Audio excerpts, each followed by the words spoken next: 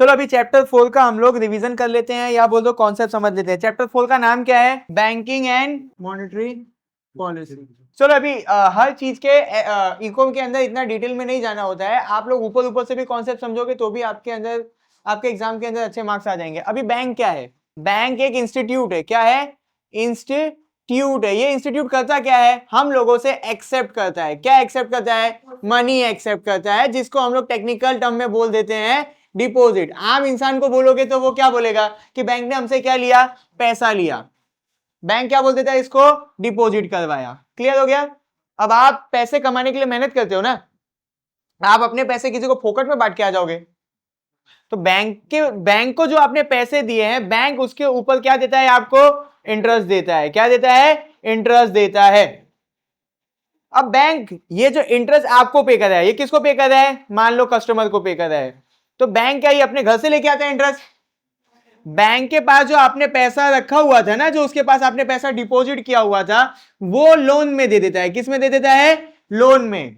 अब इस लोन के ऊपर बैंक इंटरेस्ट लेता है। क्या लेता है? इंटरेस्ट लेता है।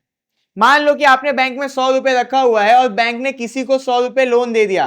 बैंक बोला कि मैं तेरे को 100 रुपए दे रहा हूं, बदले में मुझे तू 130 रुपए वापस करेगा। ये 100 रुपए किसका था? किसी और कस्टमर का था, है ना? उसको बैंक दे देगा 15 रुपए। कितने का प्रॉफिट हो गया? 15 रुपए का। समझ में आया?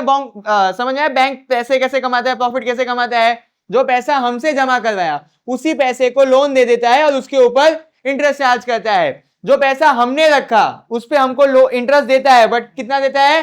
कम इंटरेस्ट देता है। तो बीच का जो गैप हुआ वो बैंक का क्या होता है? प्रॉफिट होता है। पूरा बैंकिंग का कॉन्सेप्ट इसी के ऊपर काम करता है। बात खत्म।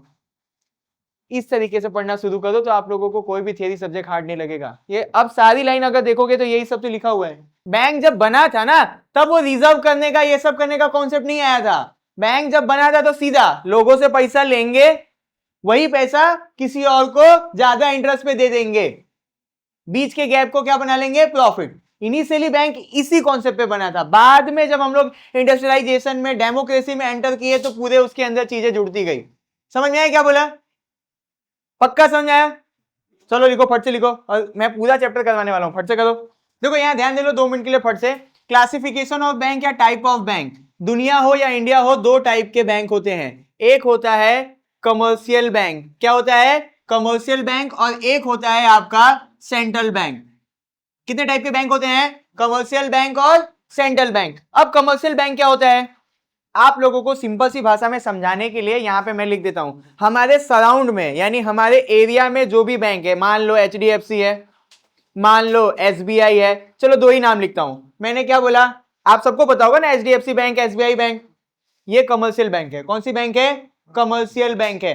सिंपल सी भाषा में समझना हो तो किसी ना किसी लॉ से चलती होगी। किससे चलती होगी? किसी ना किसी लॉ या फिर किसी ना किसी एक्ट के थ्रू ये बैंक बनती होगी। बोलते हैं ना कि अगर आपको बिजनेस चलाना है तो लाइसेंस लेना पड़ेगा, तो आपको बैंक चलाना है तो भी लाइसेंस लेना पड़ेगा। अब किस एक्ट से लाइसेंस लेना पड़ेगा? Banking regulation act 1949। ये क्या है, समझ में आया? इस लॉ के तहत आपको लाइसेंस मिलेगा बैंक खोलने के लिए। कौन सा बैंक? Commercial bank. मतलब कि आप HDFC भी खोल सकते हो और आप कोई भी bank of Baroda, bank of Maharashtra, bank of Ankleshwar, कुछ भी खोल सकते हो। किसके थ्रू? Banking regulation act 1949। याद आ जाएगा? आगे अब इसके अंदर हम लोग क्या जोड़ेंगे? ये लाइसेंस ले लिया। ये लाइसेंस लेने के बाद अब आप क्या कर रहे हो कि डिपॉजिट एक्सेप्ट कर रहे हो। क्या एक्सेप्ट कर रहे हो? डिपॉजिट एक्सेप्ट कर रहे हो और पैसा लोन के फॉर्म में दे रहे हो। यानी पैसा क्या कर रहे हो? लैंड कर रहे हो। और जो भी आपके पास कस्टमर है, वो कस्टमर कभी भी इस पैसे को विड्रॉ कर सकता है। किसका यूज करके? चेक का यूज करके, स्लिप का यूज करके, या फिर ATM का यूज करके। तो आप क्या कहलाओगे? Commercial bank कहलाओगे। समझ में आया क्या बोला? आप लोगों के पास बैंकिंग रेगुलेशन एक्ट 1949 के हिसाब से लाइसेंस है और एक बैंक डिपॉजिट ले रहा है, फिर उसी डिपॉजिट का क्या कर दे रहा है? कस्टमर को लैंडिंग कर दे रहा है, यानी लोन प्रोवाइड कर दे रहा है। और अगर किसी भी कस्टमर को पैसे की जरूरत पड़ेगी तो वो चेक से, स्लिप से, ATM से, ये सब के थ्रू अगर पैसा निकाल ले रहा होगा तो वो बैंक किसके अंदर आएगी? कमर्शियल बैंक के क्राइटेरिया में आएगी। लिखो एक और चीज, कमर्शियल बैंक, एक मिनट, कमर्शियल बैंक का मेन ऑब्जेक्टिव क्या होता है? तो कमर्शियल बैंक का मेन ऑब्जेक्टिव होता है प्रॉफिट अर्न करना।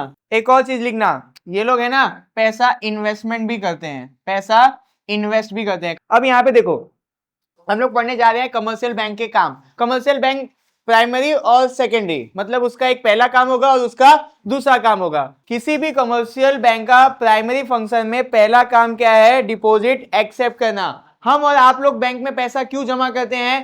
ताकि हमको लगता है कि वहां पे हमारा पैसा सेफ है। क्यों जमा करते हैं? हमारा पैसा वहां पे सेफली रखा होता है, और साथ साथ में बैंक हमको क्या प्रोवाइड कर देती है? इंटरेस्ट प्रोवाइड कर देती है। तो बैंक ने बोला कि हम आपको 4 तरीके के अकाउंट दे देते हैं। एक हो जाएगा आपका सेविंग अकाउंट, एक हो जाएगा आपका करेंट अकाउंट, एक हो जाएगा आपका रिकरिंग अकाउंट, और एक हो जाएगा आपका फिक्स्ड डिपॉजिट अकाउंट। कंफ्यूज मत होना, यहां से शुरू करेंगे, ठीक है? अभी हम लोग सिंपल सी भाषा में पढ़ लेते हैं। हम जैसे आम लोगों का पैसा जिस अकाउंट में होता है उसको हम लोग बोलते हैं सेविंग अकाउंट। अब हम जैसे मिडिल क्लास के पास बहुत ज्यादा पैसा तो होगा नहीं, तो हमारे पास कितना पैसा होगा? स्मॉल अमाउंट में। कैसा पैसा होगा? स्मॉल अमाउंट में हम पैसा जिस अकाउंट में डिपॉजिट कर रहे हैं, और बैंक बदले में हमको इंटरेस्ट पे कर रही है। क्या पे कर रही है? इंटरेस्ट पे कर रही है। उस डिपॉजिट को, उस अकाउंट को हम लोग बोलते हैं सेविंग अकाउंट। याद है क्या? हमने जो पैसा इसके अंदर जमा किया हुआ था, हम लोग उसको कैसे निकाल सकते हैं? चेक से, विड्रॉल स्लिप से, एटीएम कार्ड से, क्रेडिट कार्ड से, या फिर डेबिट कार्ड से। क्लियर हो गया? अब आ जाओ current account. Current account basically होता है बिजनेस के लिए। किसके लिए होता है? बिजनेस के लिए। एक फायदा क्या है कि आप एनी टाइम, यानी एनी नंबर ऑफ टाइम इस अकाउंट से पैसे निकाल सकते हो। अब आप बिजनेस कर रहे हो तो आपको बार बार पैसे का लेन देन करना पड़ेगा। ये एक ऐसा अकाउंट होता है जिसके अंदर आप कितने भी बार लेन देन कर सकते हो। क्लियर हो गया? अब घाटा क्या है? Any number of time. Any time तो तू सेविंग अकाउंट से भी निकाल सकता है। बैंक खुला है तो जा एटीएम से निकाल ले। तो एटीएम में 12 बजे भी पैसे निकालेगा, तेरा सेविंग अकाउंट है तो तेरा पैसे तो निकलेगा ना। एनी टाइम तो आप किसी भी सेविंग अकाउंट हो, करंट अकाउंट हो, आप एनी टाइम पैसे निकाल सकते हो। आप एटीएम में जाओ, पैसे निकाल लो। क्या याद रखना है करंट अकाउंट के अंदर? Any number of time. समझ में आया? सेविंग अकाउंट में आप एनी नंबर ऑफ टाइम पैसे नहीं निकाल सकते हो, लिमिट होती है, बट करंट अकाउंट में निकाल सकते हो। ये दिमाग में गया? तो अगर उन्होंने ये फैसिलिटीज दी है तो वो आपको इसके ऊपर इंटरेस्ट नहीं पे करेंगे, यानी करंट अकाउंट के ऊपर आपको इंटरेस्ट नहीं मिलता है। इतनी सारी फैसिलिटीज आपको मिल रही है ना, तो कभी कभी करंट अकाउंट के ऊपर सर्विस चार्ज भी ले लिया जाता है। मतलब अगर आपने कोई भी एक्स्ट्रा काम करवाया है करंट अकाउंट के अंदर तो बैंक आपसे चार्जेस भी ले लेगी। समझ में आया? अब आ जाते हम लोग रिकरिंग अकाउंट में। देखो रिकरिंग अकाउंट के लिए मैं यहाँ पे एग्जांपल के लिए लिख रहा हूं LIC।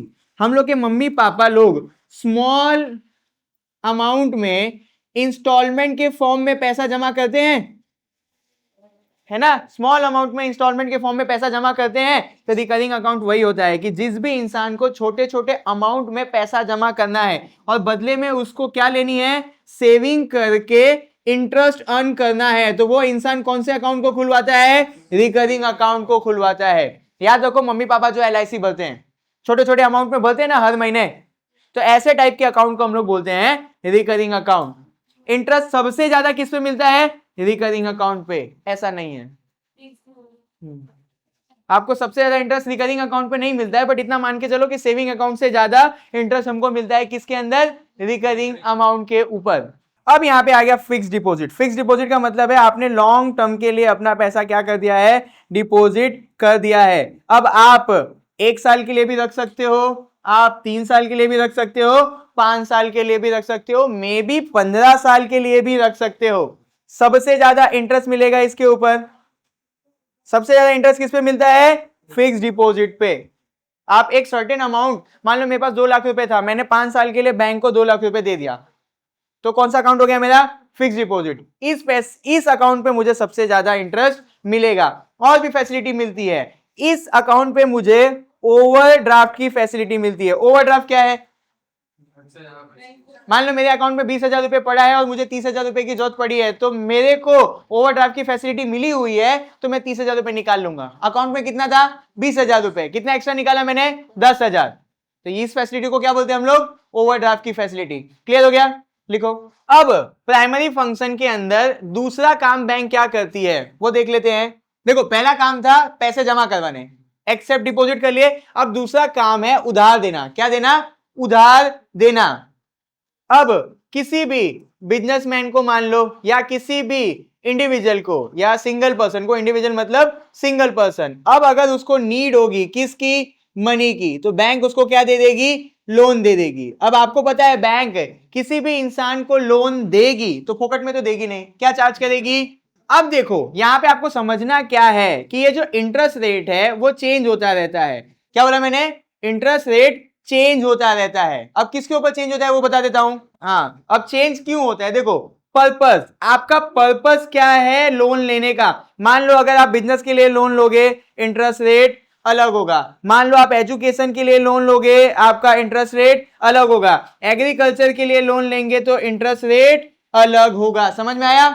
बैंक हर किसी पर्पस के लिए अलग अलग इंटरेस्ट रेट चार्ज करती है। मान लो उन्होंने बिजनेसमैन को 100 रुपए दिया, बोला आप 10 रुपए एक्स्ट्रा दोगे। एजुकेशन पे स्टूडेंट को दिया 100 रुपए, बोला आप 5 रुपए देना। एग्रीकल्चर में 100 रुपए लोन दिया, उन्होंने बोला 2 से 3 रुपए दे देना।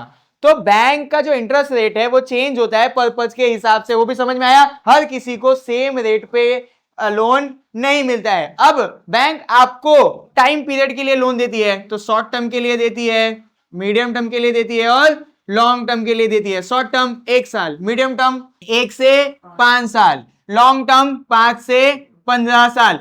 समझ में आया? चलो लिख लो, खत्म। प्राइमरी फंक्शन में बैंक का तीसरा काम है पेमेंट एंड विड्रॉवल। आसानी से समझो, विड्रॉवल मतलब जो भी आपने पैसा डिपॉजिट किया है उसको निकालना। विड्रॉवल मतलब जो भी हमने डिपॉजिट किया था उसको निकालना। क्या लिखेंगे यहां पे निकालने के लिए? लिखा हुआ है विड्रॉ, तो क्या लिखूं? अब पेमेंट, बैंक आपके बिहाफ पे बहुत जगह पे कर देती है। आप पैसा किन किन चीजों से निकाल सकते हो? चेक से, विड्रॉल स्लिप से, एटीएम से, डेबिट कार्ड से, क्रेडिट कार्ड से, आजकल के नए जमाने में इंटरनेट बैंकिंग से और मोबाइल बैंकिंग से। ये आपका लिस्ट बन गया, आपका आंसर बन गया। क्लियर हो गया? अब क्या बचा? पेमेंट में तो ऑनलाइन ट्रांजैक्शन करता है, मतलब पेमेंट में आपको जहां पे भी पेमेंट करना होता है आप बैंक का यूज करके वहां पे पे कर दो, बात खत्म। इसी लाइन को हम लोग लिख देंगे, आंसर बन जाएगा। लिखो ये फट से। अभी यहाँ पे प्राइमरी फंक्शन का लास्ट काम है बैंक का क्रेडिट क्रिएशन। बैंक जो पैसा हमको लोन पे देती है वो पैसा वो अपने घर से नहीं लेके आती है, ना ही अपना पैसा इस्तेमाल करती है। हम लोग जो बैंक के अंदर पैसा डिपॉजिट करते हैं उसी पैसे को बैंक यूज करती है और हमको लोन दे देती है। अब देखो कैसे। मान लो यहाँ पे मैं लिख देता हूं डिपॉजिट। अमित है, अमित ने बैंक में जमा किया 1000 रुपए। कितना जमा किया? 1000 रुपए। आरबीआई ने बोला कि भैया ये 1000 रुपए में से 20% मेरे पास लाके जमा कर दो। हम लोग किसका पढ़ रहे हैं? कमर्शियल बैंक का। आरबीआई सबका पप्पा है, तो आरबीआई ने ऐसा बोला कि आपके पास जो भी पैसा आया उसका 20% मेरे पास जमा कर दो। 1000 रुपए का 20% कितना हो गया? 200 रुपए। ये जो 20% जमा किया गया इसको टेक्निकल टर्म में हम बोलते हैं CRR। क्या होता है? Cash reserve ratio. आरबीआई बोलती है कि डिपॉजिट जितना भी आपके पास हुआ उसका 20%, ये फ्लक्चुएट होता रहता है। हाँ, ये जो है CRR ये बदलता रहता है अकॉर्डिंग टू सिचुएशन, है ना। ये जो परसेंट होता है CRR का, ये कौन रखता है? आरबीआई अपने पास रखती है। आपने 1000 रुपए बैंक को दे दिया, उसमें से जो CRR है वो किसके पास जमा रहेगा? रिजर्व बैंक के पास। ये CRR का रिजर्व बैंक इमरजेंसी में यूज करने देगी बैंकों को। समझ में आया? जब भी बैंक नीचे गिरेगा तो इसी CRR से रिजर्व बैंक बैंकों को पैसा देगी। क्लियर हो गया? सबको क्लियर हो गया? अब आगे। अब 1000 रुपए जमा हुआ, 200 रुपए रिजर्व बैंक ने ले लिया, बाकी का 800 रुपए लोन बन जाएगा। क्या बन गया? लोन। क्लियर हो गया? मैंने पैसा जमा किया, लोन किसको मिल गया? सुमित को मिल गया। अब ये सुमित ये पैसा ले जाके अपने बैंक में डालेगा। मान लो सुमित ने बैंक में 800 रुपए जमा किए, वो कहां से लेके आया था? लोन से लेके आया था। तो बैंक इसको मान लेगी कि ये तो नया डिपॉजिट है।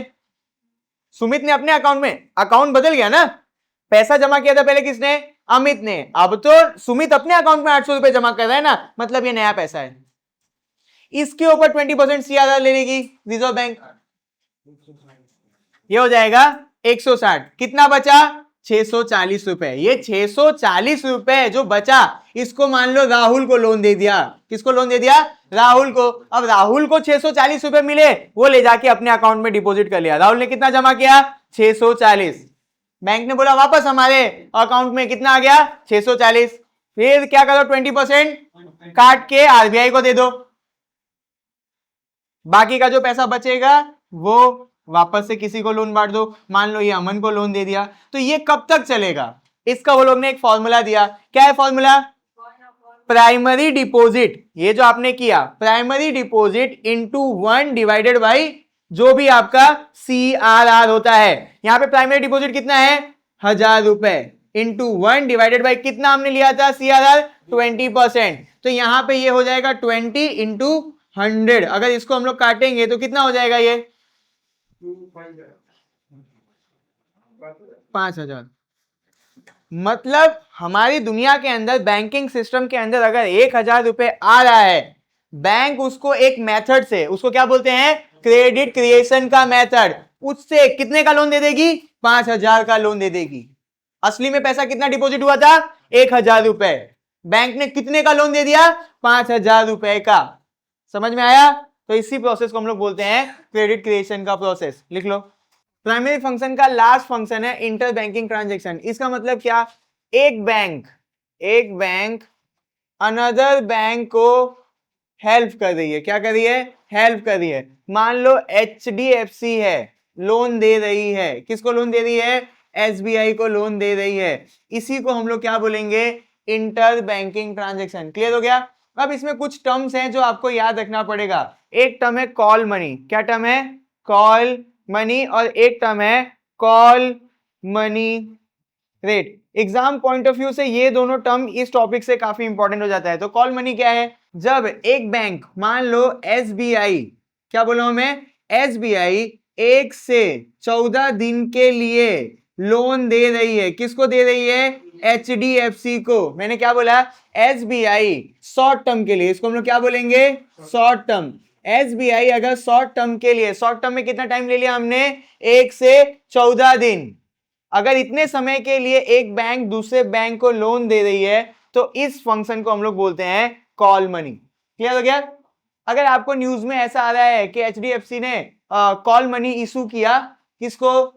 SBI को, तो आपको समझ में आ जाना चाहिए कि HDFC ने छोटे समय के लिए SBI को लोन दिया। अब कितना छोटा समय? 1 से 14 दिन। समझ में आया?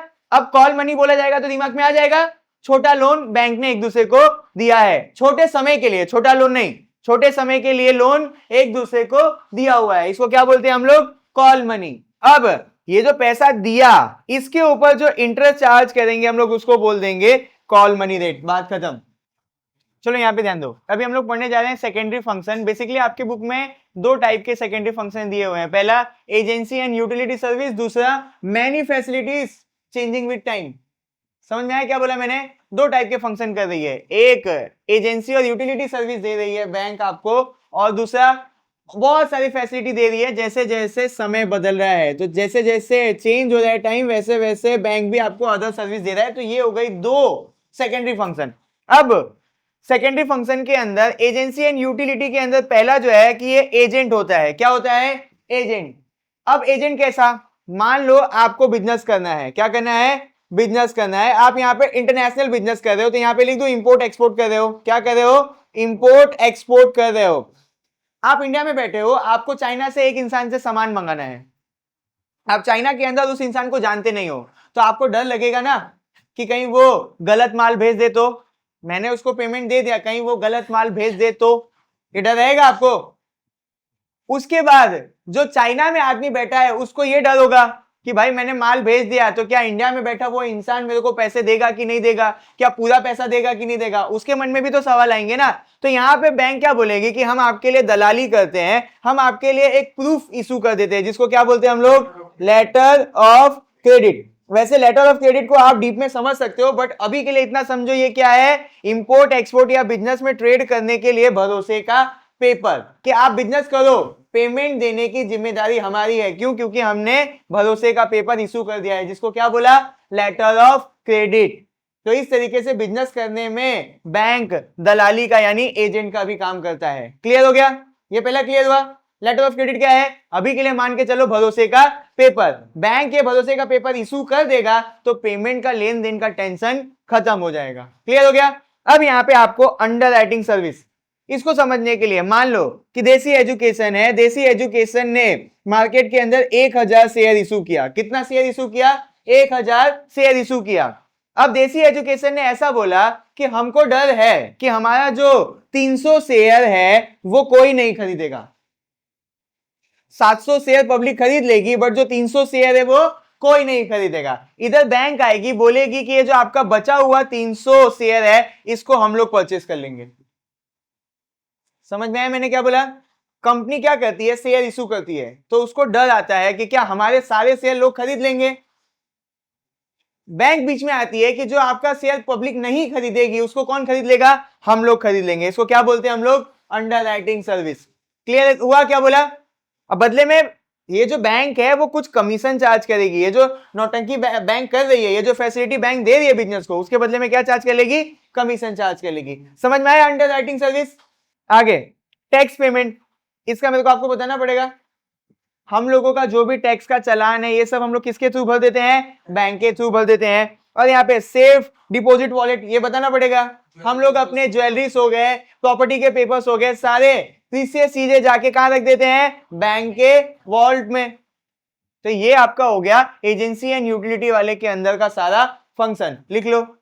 अब यहाँ पे देखो सेकेंडरी फंक्शन के अंदर जो मैनी फैसिलिटी टाइम के साथ दे दी है, बैंक ने एक फैसिलिटी दी हमको इलेक्ट्रॉनिक ट्रांसफर करने का। क्या? इलेक्ट्रॉनिकली फंड को ट्रांसफर करने का सिस्टम, जिसके अंदर आप दो चीज याद रख के चलो। एक होगा आपका RTGS, एक होगा NEFT। RTGS देखो real time growth settlement, minimum 2 lakh रुपए तो आपको इसमें भेजने पड़ेंगे। कितने? 2 लाख रुपए। जैसे आपने पैसा बैंक में डाला, इमीडिएटली क्विकली तुरंत ही पैसा दूसरे अकाउंट में चला जाएगा। क्लियर है? नाम ही ये देखो ना, real time growth settlement. Real time में जैसे आपने पैसा डाला वैसे दूसरे के अकाउंट में चला जाएगा। लिमिट है? हाँ है, 2 लाख रुपए मिनिमम तो डालने होंगे, 2 लाख से शुरू होगा। क्लियर हो गया? ये क्लियर हुआ? और इसमें क्या है? NEFT। इसमें ना थोड़े थोड़े टाइम में, मान लो बैचेस में जाते हैं। किस में जाते हैं? बैचेस में, ग्रुप्स में पैसा जाएगा। मान लो आपने पैसे डाले हैं, मे बी वो 1 आवर में जा रहा है। मान लो अभी कितने लोग बैठे हैं? 1 2 3 4 5 6 7 8 9 10 11 12 13, हम 13 लोगों ने पैसा जमा किया। बैंक ने बोला कि हम 10-10 के स्लॉट में, यानी 10-10 के ग्रुप में पैसा भेजते हैं। बैंक में ये 10 लोगों को आने में 1.5 घंटा लग गया। मतलब ये 10 लोगों ने 1.5 घंटे में पैसा जमा किया और बोला कि हमारा NEFT कर दो, तो हमारा पैसा 1 से 1.5 घंटे में दूसरे के अकाउंट में पहुंचेगा। समझ में आया? NEFT के अंदर तुरंत पैसा नहीं पहुंचता है। किस में जाता है? ग्रुप्स में या फिर बैचेस में जाता है, तो थोड़ा टाइम लगता है। और इसके अंदर हम लोग मिनिमम कितना भी डाल सकते हैं। समझ में आया? मिनिमम मान लो आप लोगों को 10,000 रुपए ट्रांसफर करने हैं, तो आप 10,000 रुपए क्या कर सकते हो? NEFT कर सकते हो। ये दोनों क्या है? Electronic medium of fund transfer. अब इसके अंदर जो चीज आप कर रहे हो वो एक चीज पे डिपेंड करती है, जिसको हम लोग बोलते हैं कोर। क्या बोलते हैं? कोर। कोर का फुल फॉर्म क्या है? Centralise online real time exchange. अब ये क्या है? मान लो कि मेरा अकाउंट कहां पे है? सूरत के अंदर है। मेरा अकाउंट कोटक के अंदर है और मैंने कहां पे खुलवाया था? सूरत में, है ना। मैं अब चला गया अहमदाबाद के अंदर। कहां चला गया? अहमदाबाद के अंदर। अहमदाबाद के अंदर एक ATM के अंदर मैंने पैसे विड्रॉ किए, है ना। मेरा अकाउंट कहां खुला था? सूरत में। और मैंने अब पैसे कहां पे विड्रॉ किए? अहमदाबाद के अंदर। मैंने तो अलग अलग जगह से किया, बट मेरे अकाउंट में पहले थे 10,000 रुपए, अभी मैंने विड्रॉ कर लिया 4,000 रुपए। कितना बचा? 6,000 रुपए। आप चाहे सूरत में मेरा अकाउंट खोलो, आप चाहे अहमदाबाद में मेरा अकाउंट खोलो, आप चाहे यूपी के अंदर जाके मेरा अकाउंट खोलो, वहां पे अब बैलेंस कितना दिखेगा? 6,000 रुपए। ये किसकी वजह से पॉसिबल हो रहा है? कोर की वजह से। मान लो कि एक सेंटर एरिया है, ये सेंटर एरिया है ना। मैंने यहां पे कुछ भी किया, यहां पे मैसेज गया और बैंक को पता चल गया। मैंने यहां पे कुछ भी किया, यहां पे मैसेज गया। मैंने यहां पे कुछ भी किया, यहां पे, यहां कुछ भी किया, यहां पे। आप जो भी अपने अकाउंट में कर रहे हो वो सारी चीजें कहीं से भी एक्सेस कर सकते हो। किसकी वजह से? कोर बैंकिंग की वजह से।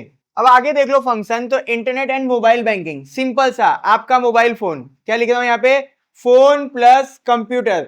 फोन प्लस कंप्यूटर से आप कोई भी प्रोडक्ट खरीद सकते हो, आप कोई भी पेमेंट कर सकते हो और आप कोई भी तरीके का टिकट बुक कर सकते हो, चाहे वो मूवी टिकट हो, चाहे वो रेलवे की टिकट हो, चाहे वो फ्लाइट की टिकट हो। इसी सारे प्रोसेस को या इसी सारी चीजों को हम लोग किसके अंदर गिनते हैं? इंटरनेट एंड मोबाइल बैंकिंग के अंदर। ये सारी चीजें भी आज के टाइम पे हम लोग किससे कर सकते हैं? बैंक के थ्रू कर सकते हैं। क्लियर हो गया? अब यहाँ पे देखो डीमैट अकाउंट, आप लोग शेयर्स परचेस करते हो ना, कंपनी शेयर इशू करती है तो शेयर परचेस करते हो ना, तो शेयर को पहले पेपर की फॉर्म में रखा जाता था।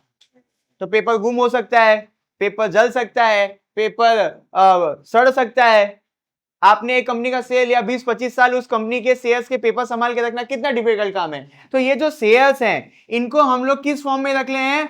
इलेक्ट्रॉनिक फॉर्म में रख रहे हैं। तो हम लोग शेयर्स को इलेक्ट्रॉनिक फॉर्म में रखते हैं, उस अकाउंट को हम लोग बोलते हैं डीमैट अकाउंट। क्लियर हो गया? डीमैट अकाउंट क्या है? जो भी आपके पास शेयर्स है वो किस फॉर्म में है? इलेक्ट्रॉनिक फॉर्म में है, तो उस अकाउंट को हम लोग क्या बोलते हैं? Demat account. ये अकाउंट भी हमको कहां पे खोलना पड़ता है? बैंक में जाके खोलना पड़ता है। तो बैंक आपको डीमैट अकाउंट खोलने की भी सर्विस देता है। समझ में आ गया डीमैट अकाउंट क्या है और कौन इसको खोल के देता है? बैंक खोल के देता है। लिख लो, खत्म। ये आपका सेकेंडरी फंक्शन आपका पूरा खत्म। चलो यहाँ पे ध्यान दो, अभी हमारा टॉपिक है सेंट्रल बैंक। सेंट्रल बैंक सबसे बड़ा बैंक होता है किसी भी देश का, तो उसके लिए हम लोग एक वर्ड यूज करते हैं, अपेक्स बैंक। क्लियर हो गया? अपेक्स बैंक और सेंट्रल बैंक, यानी सबसे सुप्रीम सबसे बड़ा बैंक कौन सा होता है? Central bank. अब घर में जो बड़े होते हैं वो हम लोग को क्या देते हैं? एडवाइस देते हैं। क्या देते हैं? एडवाइस देते हैं। जो घर में बड़े हैं वो हमारी एक्टिविटी पे क्या करते हैं? कंट्रोल करते हैं। समझाया मैंने क्या बोला?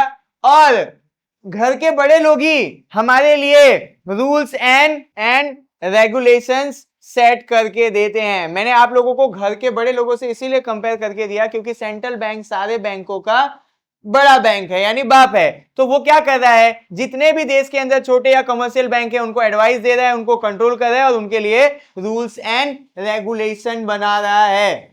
समझ में आया? इसके साथ साथ गवर्नमेंट का जो भी बैंकिंग का काम होगा, गवर्नमेंट का जो भी फिनांस का काम होगा, उसको भी कौन मैनेज करेगा? देश का सेंट्रल बैंक मैनेज करेगा। ये भी दिमाग में डाल के चलो। क्लियर हो गया?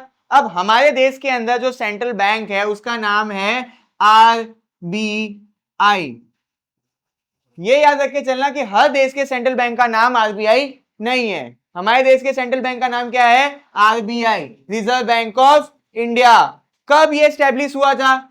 1935 में। कौन सा डे था? 1 अप्रैल 1935। जब ये खुला था तो इसके पास कितना पैसा था? 5 करोड़ रुपए। कितना था? 5 करोड़ रुपए। अब ये 5 करोड़ रुपए को हमने टेक्निकल भाषा में क्या बोल दिया? Paid up capital. कितना पेड अप कैपिटल था जब इंडिया का आरबीआई खुला था? तो 5 करोड़ रुपए। कब खुला था? 1 अप्रैल 1935 को। क्लियर हो गया इतना? आगे, हमारा देश आजाद हुआ उसके बाद ये नेशनलाइज हुआ, यानी हमारे देश के फ्रीडम के बाद ये हमारे देश मतलब इंडिपेंडेंट इंडिया का ऑफिशियल सेंट्रल बैंक कौन बना? आरबीआई बना। उसकी डेट याद रख लो, 1 जनवरी 1949। याद रखना, इस टाइम पे ये नेशनलाइज हुआ। कंफ्यूज मत होना, स्टैब्लिश कब हुआ था आरबीआई इंडिया के अंदर? 1 अप्रैल 1935 में। नेशनलाइज कब हुआ? 1 जनवरी 1949 को। क्लियर हो गया? अब यहाँ पे ये जो आरबीआई है ये क्या करता है? देश के अंदर मॉनेटरी सप्लाई को कंट्रोल करता है। किसको कंट्रोल करता है? Monetary supply. मॉनेटरी सप्लाई को मतलब देश के अंदर मनी की सप्लाई को कंट्रोल करता है। उसके लिए ये बहुत सारी पॉलिसीज बनाता है। इतना लिख लो, आपका पूरा मैंने सेंट्रल और आरबीआई का एक ही में करवा दिया, जितना बोर्ड आपको पूछ सकेगी। सेंट्रल बैंक या आरबीआई का 2 फंक्शन है, मॉनेटरी फंक्शन और non monetary function. Monetary function मतलब वो पैसे को मैनेज कर रही होगी, नॉन मॉनेटरी फंक्शन मतलब बिना पैसे के मैनेज करने वाली चीजें। कितना फंक्शन है सेंट्रल बैंक के? कौन कौन से? Monetary and non monetary. अभी हम लोग पढ़ लेते हैं मॉनेटरी फंक्शन को। किसको पढ़ने जा रहे हैं हम लोग? मॉनेटरी फंक्शन को। मॉनेटरी फंक्शन के अंदर इंडिया के अंदर पहला जो ये लोग काम करते हैं वो करेंसी को इशू करने का काम करते हैं। क्या करते हैं? करेंसी को इशू। अब इसके अंदर कुछ ट्विस्ट आएगा। अब मान लो क्या, ये है ही इंडिया के अंदर कि आरबीआई जो है वो सारे करेंसी को इशू कर रही है, बट कुछ चीज को इशू नहीं कर रही है। वो क्या है? कॉइन्स और 1 रुपए का नोट। आरबीआई सारे पैसे को इशू कर रही है, बट कौन से पैसे को इशू नहीं कर रही है? कॉइन्स को और 1 रुपए के नोट को। तो कॉइन्स और 1 रुपए के नोट को कौन इशू करता है? Finance minister. अब याद रखना, 1 रुपए का नोट और कॉइन भले फिनेंस मिनिस्ट्री इशू कर रही है, बट इनको डिस्ट्रीब्यूट करने का काम आरबीआई ही करती है। इनको मैनेज और डिस्ट्रीब्यूट करने का, किनको? कॉइन्स और 1 रुपए के नोट को मैनेज और डिस्ट्रीब्यूट करने का काम कौन करती है? आरबीआई। इशू कौन कर रहा है? Finance minister. क्लियर हो गया? फिनेंस मिनिस्ट्री, और कुछ है ही नहीं इसके अंदर। देखो यहाँ पे जो दूसरा फंक्शन है मॉनेटरी वाला, उसके अंदर ये लाइन को याद रखना, क्योंकि बोर्ड आपको यहाँ से सवाल पूछेगी। Bankers bank and lender of the last resort, ये दोनों को मैं आपको दो पार्ट में डिवाइड करके समझा देता हूँ। बैंकर्स बैंक का मतलब क्या है कि सारे बैंकों का बैंक है आरबीआई। अब वो कैसे? अभी एक इंसान क्या करता है, अपना पैसा जाके डिपॉजिट कर देता है बैंक में, तो आरबीआई ने बोला इसका कुछ हिस्सा मेरे पास आके जमा कर दो। मान लो मैंने बैंक में किया 1000 रुपए जमा, आरबीआई ने बोला कि इसमें से 200 रुपए मेरे पास जमा कर देना, जिसको टेक्निकली हम लोग क्या बोलते हैं? CRR। कि आपके पास जितना पैसा जमा हुआ उसमें से कुछ पैसा मेरे पास जमा कर दो। अब आरबीआई ने ऐसा बोला कि आप लोग ने ये जो 1000 रुपए जमा किया, इसको जो लोन पे दोगे, इसका इंटरेस्ट रेट कितना होगा वो मैं आपको बताऊंगी, आप उतना ही लेना। मान लो कि एक इंसान को HDFC ने लोन दिया 10,000 का, तो आरबीआई ने इसको बोला था कि तू इसके ऊपर 10% ही इंटरेस्ट रेट ले सकता है। तो इंटरेस्ट रेट कितना लेना है ये कौन बताता है बैंकों को?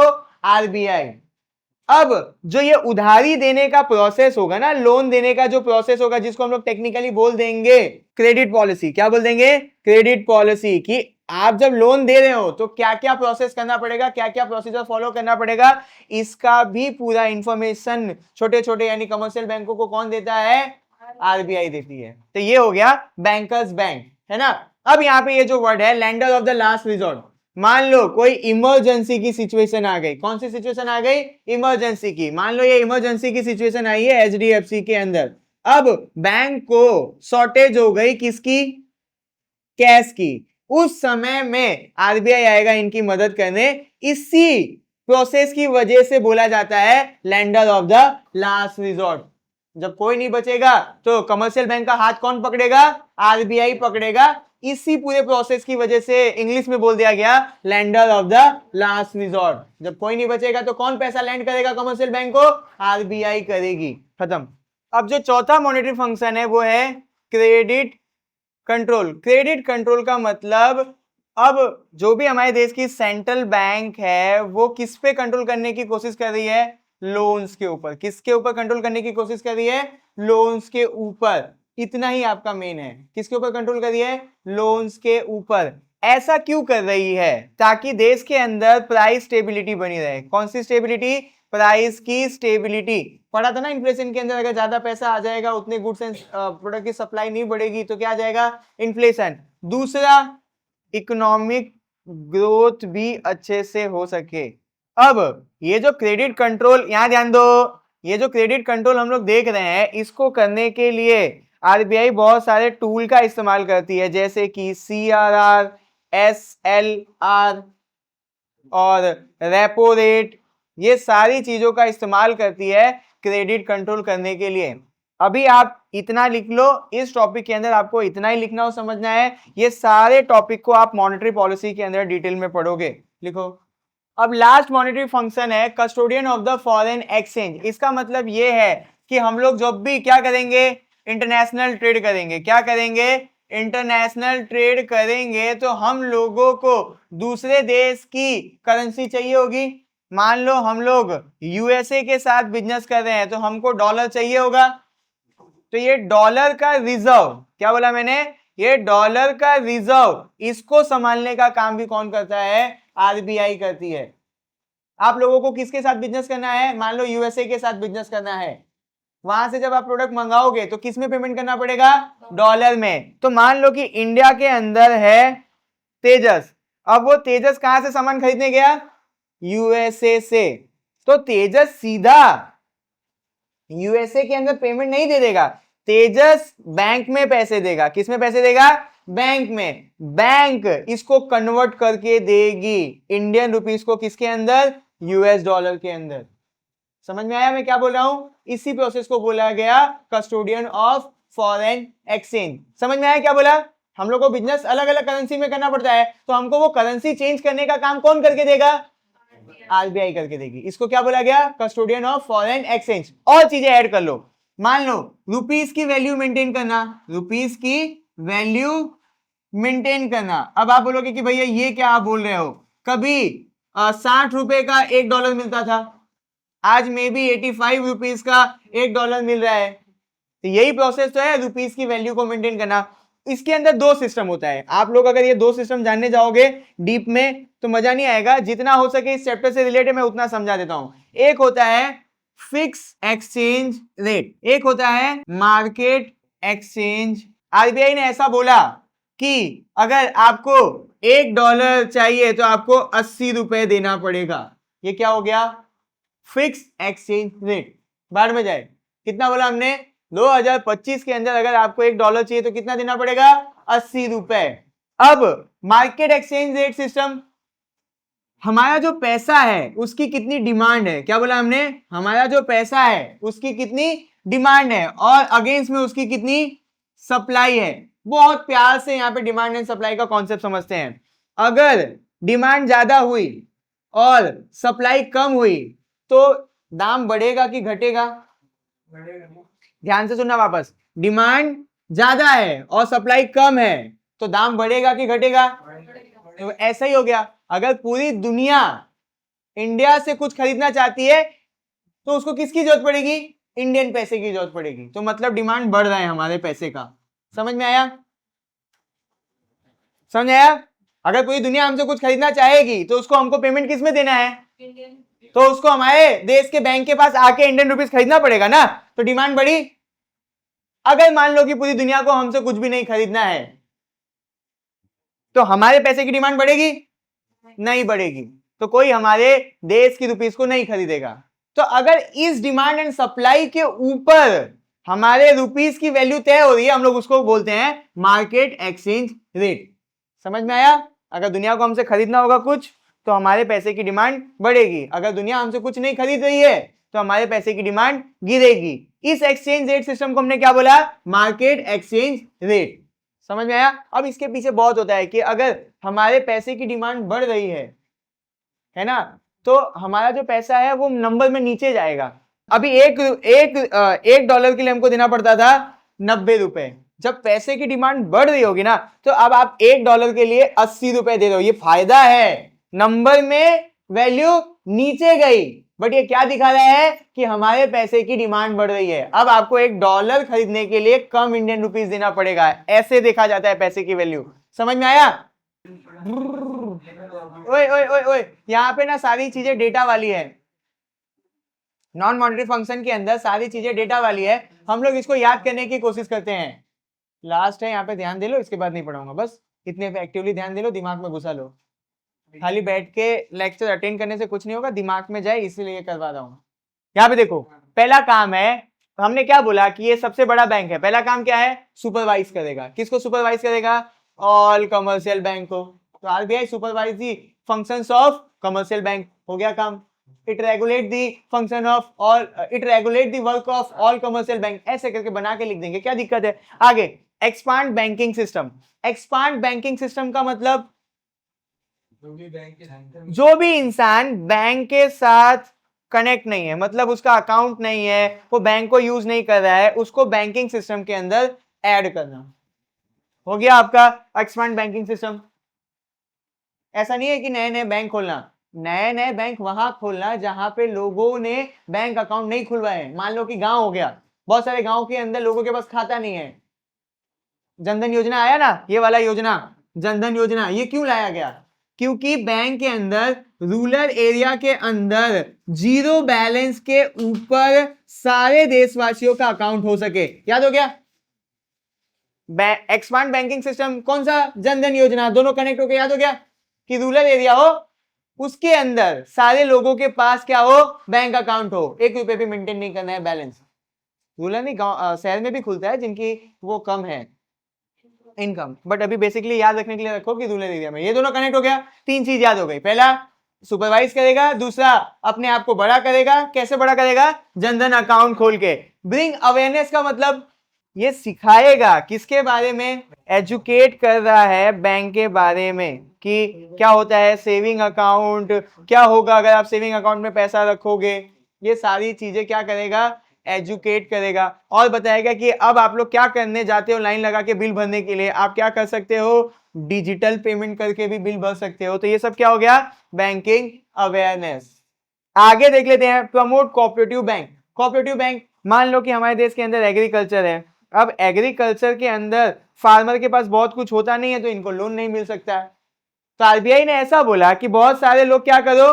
ग्रुप बनाओ। ग्रुप बनाने के बाद एग्रीकल्चर को बेनिफिट करने के लिए बैंक खोल लो। ऐसी भी चीजों को प्रमोट करता है। मान लो कि अभी हमारा टेक्सटाइल इंडस्ट्री है, टेक्सटाइल इंडस्ट्री के अंदर ना अभी पैसे की बहुत जरूरत पड़ती है, बैंक पैसा नहीं दे पाती है, बहुत सारे पेपर वर्क होंगे, बहुत सारे क्राइटेरिया होंगे। तो आरबीआई ने बोला कि ऐसा करो सारे लोग मिलके बैंक खोल लो। और बैंक किसके लिए होगा? सिर्फ और सिर्फ टेक्सटाइल इंडस्ट्री के बेनिफिट के लिए होगा। प्रॉफिट बनेगा बट बहुत कम बैंकिंग प्रॉफिट बनाना, मेन मकसद क्या रखना कि टेक्सटाइल इंडस्ट्री को सपोर्ट करना है। तो ऐसा भी काम करता है, इसको हम लोग क्या बोलते हैं? Promote cooperative bank. फिर क्या आया? Strengthening banking sector. अभी देखो स्ट्रेंथनिंग बैंकिंग सेक्टर, जो भी कमी है बैंक के अंदर, मान लो कि अभी आप देखोगे केएल राहुल, देखा है आप लोगों ने केएल राहुल का एड कि आरबीआई बोलता है कि सावधान रहें, सतर्क रहें। ये तो मैंने क्राइम पेट्रोल का डायलॉग मिक्स कर दिया। आरबीआई बोलता है ना कि ये चीजों पे मत विश्वास करो, वो चीजों पे मत विश्वास करो। तो जो भी बैंकिंग सिस्टम के अंदर, बैंकिंग सिस्टम के अंदर जो भी कमी है, जिसको हम लोग क्या बोलेंगे? वीकनेस है। आपने देखा है ना बहुत बड़े बड़े लोग घपला कर जाते हैं लाखों करोड़ों रुपए का, तो वो किसकी वजह से करते हैं? बैंकिंग सिस्टम के अंदर कोई ना कोई वीकनेस होता है। मान लो कि एसबीआई के अंदर एक बिजनेसमैन ने 10,000 करोड़ का घपला किया। कैसे? क्योंकि बैंकिंग यानी कमर्शियल बैंकिंग सिस्टम के अंदर कोई ना कोई वीकनेस थी। तो आरबीआई ने वो वीकनेस पकड़ी और बोला कि सारे बैंक को अब हमारा रूल फॉलो करना पड़ेगा, वरना कोई भी बड़ा बिजनेसमैन हमारे साथ क्या कर सकता है? घपला कर सकता है। तो ये सारे सिस्टम को सही करना। फिर प्रायोरिटी सेक्टर। अब आरबीआई ये देखेगा कि इंडिया के अंदर एग्रीकल्चर का बहुत ज्यादा इंपॉर्टेंस है, बट एग्रीकल्चर के अंदर क्या नहीं है? आज के टाइम पे उनके पास इन्वेस्टमेंट नहीं है। तो आरबीआई ने ऐसा बोला कि एग्रीकल्चर के लिए नया बैंक बना देते हैं और एग्रीकल्चर वाले को लो रेट पे लोन दे देंगे। फिर उन्होंने बोला कि देश के अंदर एजुकेशन की बहुत जरूरत है, तो हम लोग ऐसा करते हैं कि एजुकेशन के लिए भी कोई नए तरीके का लोन बनाते हैं। तो प्रायोरिटी सेक्टर लोन, देश के अंदर जिस भी सेक्टर को प्रायोरिटी है पैसे की और वो समाज के लिए, इकोनॉमिक ग्रोथ के लिए इंपॉर्टेंट है, तो उसके लिए भी पैसों का बंदोबस्त करने का काम करती है आरबीआई। क्लियर हो गया? Priority sector loan. Customer protection, वो केएल राहुल वाला ही ऐड कर देंगे इसके अंदर। अब कस्टमर सेक्टर के अंदर कस्टमर के राइट्स को प्रिजर्व करना है, साथ साथ में और क्या करना है? फेयर बैंकिंग सिस्टम बनाना है। क्या बनाना है? Fair banking system. ये फेयर बैंकिंग सिस्टम में इंडिया बहुत घटिया है। बताओ कैसे? अमीरों के बड़े बड़े लोन माफ हो जाते हैं, बट वो किसान 10,000 के लोन के लिए भी जेल जाता है। देखा है ना टीवी के अंदर और न्यूज के अंदर कि आज इस बिजनेसमैन का इतना करोड़ गवर्नमेंट ने माफ कर दिया, बट 10,000 रुपए अगर हम लोग ले लें तो हमको जेल भी जाना पड़ता है। तो वो उसको क्या बोलेंगे हम लोग? फेयर बैंकिंग सिस्टम बनाने का काम भी आरबीआई करती है। पब्लिक इंफॉर्मेशन, पब्लिक इंफॉर्मेशन में क्या? जितना भी मॉनेटरी सप्लाई है, क्या बोला गया? मॉनेटरी सप्लाई, उसका रिपोर्ट बना के किसको दे देना? पब्लिक के आगे सबमिट कर देना। आप आरबीआई के उस पे चले जाना वेबसाइट पे, आपको सारे बैंकिंग सिस्टम, सारे उसके रूल्स रेगुलेशन, सबका इंफॉर्मेशन मिल जाएगा। तो ये लिख लो इस तरीके से, आपका ये हो गया नॉन मॉनेटरी फंक्शन। चलो अभी यहाँ पे देख लो मॉनेटरी पॉलिसी। मॉनेटरी पॉलिसी कौन बनाता है? तो आरबीआई बनाती है। कौन बनाता है? आरबीआई। या कि मनी के सप्लाई को कंट्रोल करने के लिए। देश में जितना भी पैसा घूम रहा है उसके ऊपर कंट्रोल बनाने के लिए जो पॉलिसी बनाई जाती है उसको हम लोग बोलते हैं मॉनेटरी पॉलिसी। क्लियर हो गया? अब देश के अंदर जो पैसा घूम रहा है उसको कंट्रोल करने की जरूरत क्यों पड़ती है? अगर आप उसको कंट्रोल नहीं करोगे तो देश में जितने भी सेक्टर हैं, जैसे इंडिया में कितने सेक्टर हैं? Agriculture, industry and service sector. तो सारे सेक्टर के अंदर जो प्राइस है वो स्टेबल नहीं रहेगा अगर आप मनी की सप्लाई को देश के अंदर कंट्रोल नहीं करोगे। समझ आए क्या बोला? मनी की सप्लाई को क्यों कंट्रोल करती है आरबीआई? ताकि देश के अंदर जितने भी सेक्टर है उसमें प्राइस जो है वो स्टेबल है, मतलब सारे सामान और जो भी हम लोग सर्विस ले रहे हैं वो सबका प्राइस स्टेबल रहे। अगर मनी की सप्लाई को कंट्रोल नहीं करेंगे तो देश में महंगाई आ जाएगी। क्या आ जाएगी? महंगाई। 10 रुपए का सामान 50 रुपए में बिकने लगेगा, तो 10 रुपए का सामान 10 रुपए में, 11 रुपए में, 12 रुपए में बिके, इसके पीछे कौन कंट्रोल करके बैठा हुआ है? आरबीआई कंट्रोल करके बैठी हुई है। और अगर ये सारी चीजें अच्छी रही तो इकोनॉमी ग्रोथ हो जाएगी। आरबीआई ये सारी चीजें क्यों कर रही है? ताकि इकोनॉमी ग्रो कर सके। अब मॉनेटरी पॉलिसी के अंदर भी दो पार्ट होता है, एक होता है क्वांटिटेटिव मेजर, एक होता है क्वालिटेटिव मेजर। आपको ऐसा बोल दिया जाएगा कि आरबीआई कौन से टूल से, क्या बोला गया? आरबीआई कौन से मॉनेटरी टूल से पूरे इकोनॉमी पे कंट्रोल करती है, तो वो कहलाता है क्वांटिटेटिव टूल या क्वांटिटेटिव मेजर। समझ में आया? बोर्ड इस तरीके से पूछेगी, ये दोनों को एज अ टूल बोलेगी। ये क्या है? आरबीआई के टूल है। ये किसका पार्ट है? मॉनेटरी पॉलिसी के पार्ट है। मतलब मॉनेटरी पॉलिसी दो पार्ट में डिवाइडेड है, quantitative measure and qualitative measure. हम लोग एक और नाम से बोल सकते हैं, क्वांटिटेटिव टूल और क्वालिटेटिव टूल। ये आरबीआई के टूल्स हैं मनी की सप्लाई को कंट्रोल करने के लिए। अब यहां पे देखो, जो पूरे देश के पैसे के ऊपर असर डालेगी वो कौन सा टूल है? क्वांटिटेटिव। जो स्पेसिफिकली किसी सेक्टर के ऊपर असर डालेगी वो कौन सा टूल है? क्वालिटेटिव। मान लो कि आरबीआई एग्रीकल्चर के ऊपर ध्यान दे रही है, मतलब एग्रीकल्चर के अंदर पैसे के ऊपर ध्यान दे रही है, तो ये कौन से टूल के अंदर आ गया? क्वालिटेटिव। किसी इकोनॉमी के स्पेसिफिक पार्ट के ऊपर ध्यान देने वाले टूल को बोला गया क्वालिटेटिव। पूरे देश के पैसे के ऊपर ध्यान देने को बोल दिया गया क्वांटिटेटिव टूल। पढ़ा था ना 1 मार्क्स में, याद आया? अब लिखो। क्वालिटेटिव मेजर के अंदर बहुत सारे टूल्स हैं। पहला टूल है बैंक रेट। बैंक रेट क्या है? याद रखो, लॉन्ग टर्म। क्या याद रखोगे?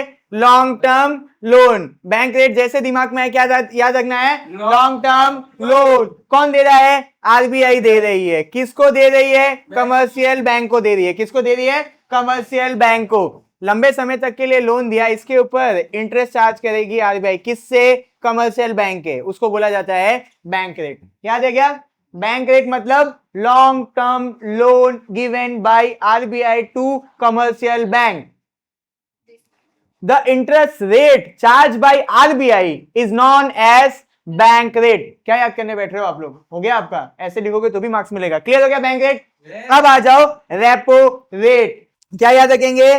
Short term loan. कौन दे रहा है? आरबीआई। किसको दे रही है? कमर्शियल बैंक को। अब शॉर्ट टर्म कितना हो सकता है? 1 से लेके 15 दिन की बात की गई है। शॉर्ट टर्म कितना? 1 से लेके 15 दिन। इसको हम लोग क्या बोलते हैं? रेपो रेट बोलते हैं। क्लियर हो गया? अब आ जाओ रिवर्स रेपो रेट, उल्टा कर दो। अब क्या है? कमर्शियल बैंक लोन दे रहा है। किसको? आरबीआई को। शॉर्ट टर्म के लिए दे रहा है कि लॉन्ग टर्म के लिए? याद रखे चलना, लोन दे रहे हैं उसको नहीं बोलते हम लोग। लोन दिया है, जो उस पर इंटरेस्ट रेट चार्ज किया जा रहा है उसको हम लोग बैंक रेट, रेपो रेट और रिवर्स रेपो रेट बोलते हैं। आगे क्या है? Cash reserve ratio. ये इजी है, मैंने आपको समझाया था।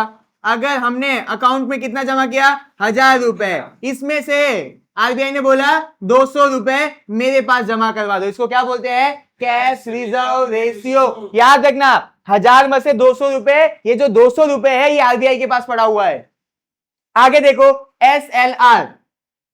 ये इसमें भी जो ये परसेंटेज है ना, जैसे मैंने यहां पे बोला 20%, मान लो कितना बोला? 20%। ये 15 भी हो सकता है, 25 भी हो सकता है। According to economic situation CRR बदल सकता है। किसके पास पड़ा होगा सीआरआर? रिजर्व बैंक के पास। क्लियर हो गया? सीआरआर किसके ऊपर लिया जाता है? डिपॉजिट के ऊपर। किसके ऊपर? डिपॉजिट के ऊपर।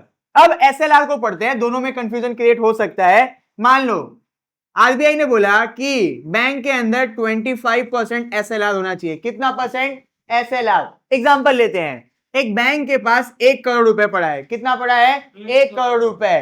तो आरबीआई ने बोला 1 करोड़ का 25% अपने पास रखो। 1 करोड़ का 25% 25 लाख रुपए। कितना हो गया एसएलआर? 25 लाख रुपए। क्या याद रखना है? इसको आप गोल्ड के फॉर्म में रख सकते हो, कैश में रख सकते हो, या फिर गवर्नमेंट सिक्योरिटी के फॉर्म में रख सकते हो। क्या है एसएलआर?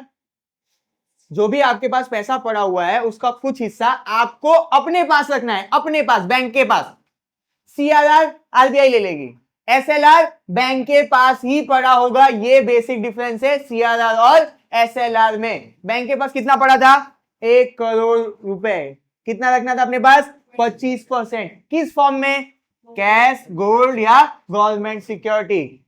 एसएलआर बैंक के पास पड़ा रहेगा इन फॉर्म में, और सीआरआर आरबीआई के पास पड़ा रहेगा। सीआरआर किस पे लिया जाता है? डिपॉजिट पे। और इनके पास जितना टोटल डिपॉजिट था उस पे कुछ परसेंट कैश, गोल्ड ये सब में रखा, उसको क्या बोलते हैं हम लोग? एसएलआर बोलते हैं। क्लियर हो गया? अब बेसिक डिफरेंस क्लियर हुआ सीआरआर और एसएलआर में। ये दोनों कब यूज करती होगी आरबीआई? जब भी इमरजेंसी का सिचुएशन आता होगा। अब यहां पे ना आपके लिए ये थोड़ा सा अलग हो जाएगा ये term, open market security, open market sorry operation. Open market operation को समझाने की मैं आपको शॉर्ट में कोशिश करता हूं। मान लो देश के अंदर है 100 रुपए। कितने हैं? 100 रुपए। और देश के अंदर 10 प्रोडक्ट है। कितने प्रोडक्ट हैं? 10 प्रोडक्ट। एक प्रोडक्ट की कीमत निकालेंगे तो कितना पड़ेगा? 10 रुपए। यहां पे बात करके चलते हैं। अब देश के अंदर प्रोडक्ट जो है वो 10 ही है, गलती से देश के अंदर 200 रुपए आ गया। कितना आ गया? 200 रुपए। तो एक प्रोडक्ट की कीमत कितनी हो गई? 20 रुपए। प्रोडक्ट महंगा हो गया। अगर वापस से हमको प्रोडक्ट के दाम को नीचे लेके आना है तो क्या करना पड़ेगा? ये जो पैसा है ना इसको डिक्रीज करना पड़ेगा, क्योंकि अभी महंगाई कैसे बढ़ी? ज्यादा पैसा आपने इकोनॉमी में डाल दिया। क्लियर हुआ? ये दिमाग में गया? महंगाई बढ़ने का यहाँ पे कारण क्या है? ज्यादा पैसा इकोनॉमी में डाल दिया। बोलते हैं ना कि नोट छाप के दे दो। नोट छाप के अगर दे दोगे तो अगर सामान उतना ही रहा तो क्या हो जाएगा? महंगाई आ जाएगा, उस चीज का दाम बढ़ जाएगा। चीज का दाम बढ़ गया। गवर्नमेंट के पास मान लो कितने 80 रुपए की प्रॉपर्टी है। कितने की प्रॉपर्टी है? 80 रुपए की प्रॉपर्टी है। किसके पास? किसकी है ये प्रॉपर्टी? गवर्नमेंट की है। किसके पास पड़ी हुई है? आरबीआई के पास पड़ी हुई है। किसके पास पड़ी हुई है? आरबीआई। अब गवर्नमेंट से बड़ा कोई है क्या? गवर्नमेंट की जवाबदारी कितनी स्ट्रांग है? क्या बोला मैंने? गवर्नमेंट की चीज तो कभी डूब नहीं सकती, अगर डूबेगी तो भी गवर्नमेंट भर के देगी। पर ये जो गवर्नमेंट की प्रॉपर्टी है किसके पास पड़ी हुई है? आरबीआई के पास पड़ी हुई है। तो आरबीआई ने बोला मेरे पास क्या पड़ी है? प्रॉपर्टी पड़ी है, वो ले जाएंगे और सारे बैंकों को बेच देंगे। तो बैंक के पास क्या चला गया? प्रॉपर्टी। पैसा किसके पास आ गया? आरबीआई के पास। किसके पास आ गया? आरबीआई के पास। तो अब इकोनॉमी में अगर 80 माइनस करेंगे तो कितना पैसा हो गया? 120। पैसा कम हो गया इकोनॉमी में।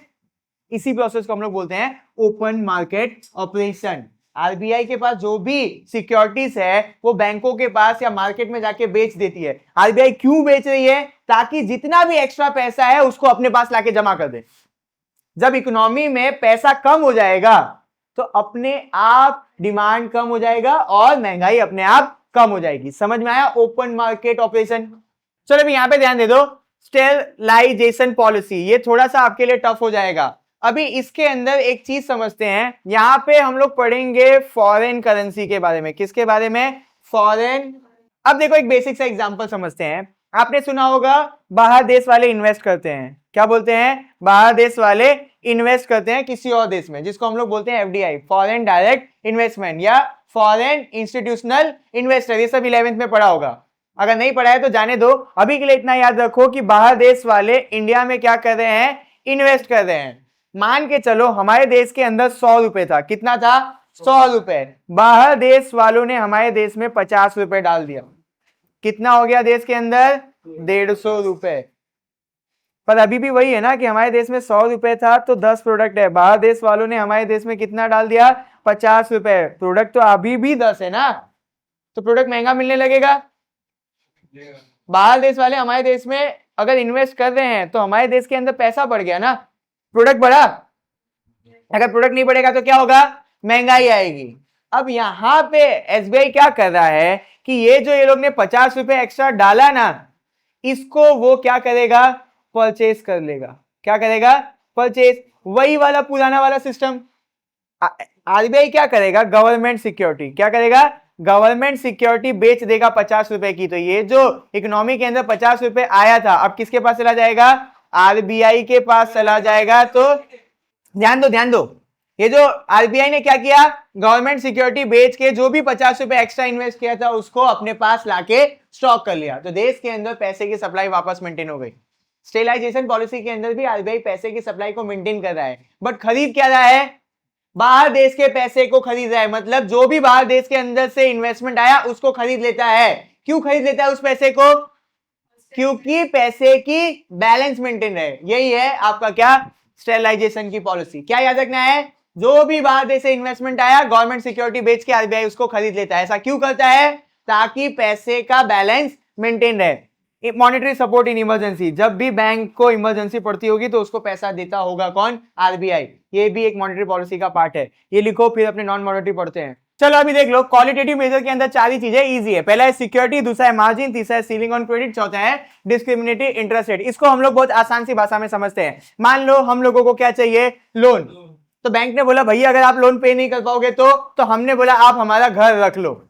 क्या रख लो, घर रख लो। इसको हम लोग क्या बोलते हैं, सिक्योरिटी या फिर कोलैटरल। क्लियर हो गया, यही हो गया आपका सिक्योरिटी वाला। ये कौन सा फंक्शन हो गया, क्वालिटेटिव मेजर, कि जो भी लोन दिया जा रहा है वो अगर डूब जाएगा तो उनका घर बेच के ले लेना। ये क्या कहला गया, सिक्योरिटी। अब यहां पे मार्जिन रिक्वायरमेंट, मान लो कि आप एक फोन लेने गए हो, आप लेने गए हो आईफोन। आईफोन की वैल्यू है 1 लाख रुपए। तो आरबीआई ने बैंकों को बोल के रखा है कि भैया इनको 70,000 ही लोन देना, 30,000 मत देना। फोन की कीमत कितनी है, 1 लाख रुपए, लोन कितना मिलेगा, 70,000 रुपए। ये है मार्जिन, जो आपकी एक्चुअल वैल्यू है आपके प्रोडक्ट की, और जो भी चीज आप दे रहे हो बैंक को उससे वो कम लोन देते हैं, उसको क्या बोलते हैं हम लोग, मार्जिनल रिक्वायरमेंट। क्लियर हो गया। सीलिंग ऑन क्रेडिट, अभी देखो इसको मैं आपको हम लोगों के एग्जांपल से समझाता हूं। मान लो अमित है, अमित के अकाउंट में 5 लाख रुपए जितना ही साल भर में आता है। मैं बैंक के पास जाऊंगा, मैं बोलूंगा मुझे 5 करोड़ का लोन दे देंगे। बैंक वाले बोलेंगे क्यों बे, साल भर में तो 5 लाख रुपए कमाता है तू। हाँ, तेरा मुंह देखा है, अच्छा मिल गया ना। 5 लाख रुपए तू कमाता है, मुंह उठा के चला आया 5 करोड़ मांगने, है ना। तो उसने बोला जितना तू ट्रांजेक्शन करता है ना, 3.5 लाख रुपए का लोन चाहिए तो ले, नहीं तो निकल। ये क्या है, सीलिंग ऑन क्रेडिट। आरबीआई बैंकों को बोलता है कि किस सेक्टर में कितना, यानी हाउ मच लोन देना है। आरबीआई बैंकों को बताएगा कि किस सेक्टर में कितना। मान लो एग्रीकल्चर में कितना लोन देना है, एजुकेशन में कितना लोन देना है, और इंडस्ट्री में कितना लोन देना है। तो ये सारी सीलिंग बना के किसको दे देता है, कमर्शियल बैंक्स को। समझ आया, सीलिंग ऑन क्रेडिट। मेरे एग्जांपल से समझ लो, इनकम कितनी थी मेरी, 5 लाख, मैंने कितना मांगा, 5 करोड़। उन्होंने बोला 3.5 लाख रुपए मिलेगा, लेना है तो ले, नहीं तो निकल। तो ये आरबीआई ने क्या लगा दी मेरे ऊपर, सीलिंग। उसी तरीके से कमर्शियल बैंक को बोलती है कि किस सेक्टर में कितना पैसा देना है। ये सब क्या हो गया, ceiling on credit. Discriminatory rate, अभी मान लो मेरी गर्लफ्रेंड को अगर मेरे को आइसक्रीम खिलाना है, तो आरबीआई ने बोला कि ये तो भाई बहुत खुशी की बात है, अगर ये 10 रुपए का लोन ले जाता है, साले से 80 रुपए चेक हो। फिर बोला कि फिर मैं गया, बोला मेरे को 100 रुपए दे दो, मम्मी का दवा करवाना है। बोला बेचारा माँ का दवा करवा रहा है, 10 ही रुपए एक्स्ट्रा लेना। फिर मैं गया, मैंने बोला कि मेरे बच्चों को एजुकेशन देना है, वरना मेरे बेटे मेरे जैसे ही भिखमंगे रह जाएंगे। चलो ठीक है, 5 रुपए लोन एक्स्ट्रा, 5 रुपए ले लेना। हर पर्पस के लिए अलग अलग इंटरेस्ट रेट चार्ज करने के प्रोसेस को बोलते हैं डिस्क्रिमिनेटरी इंटरेस्ट रेट। देखा है ना, एग्रीकल्चर का लोन लोगे तो अलग है, एजुकेशन पे लोगे तो अलग है, बिजनेस के लिए लोगे तो लोन का इंटरेस्ट अलग है, पर्सनल लोन लोगे तो इंटरेस्ट रेट अलग है। क्या कहलाया, डिस्क्रिमिनेटरी इंटरेस्ट रेट पॉलिसी। पूरा चैप्टर खत्म।